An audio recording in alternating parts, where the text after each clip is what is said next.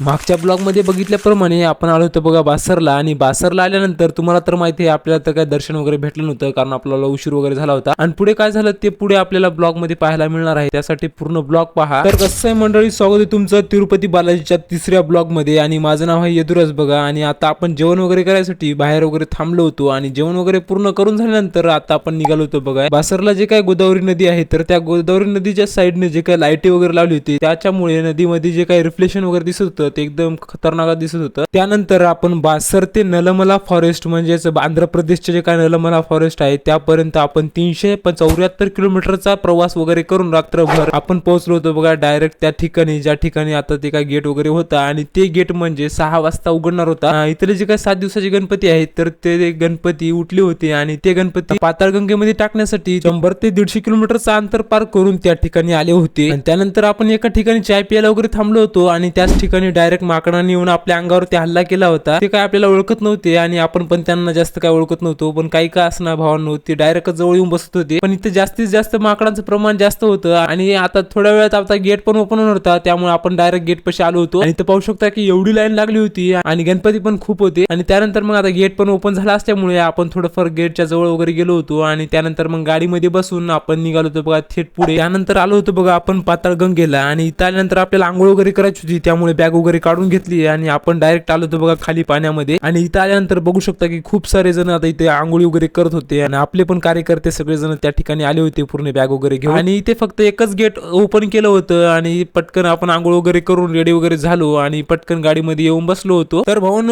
तुमच्यापैकी कोण कोण पाताळगंगेला आलेले आहेत आणि इथले नजारे वगैरे बघितले आहेत ते नक्की कमेंट वगैरे करून सांगा. आणि पुढचे ब्लॉग पाहण्यासाठी आताच आपल्या आयडीला फॉलो वगैरे करून घ्या. चला तर मग भेटूयात पुढच्या ब्लॉग मध्ये.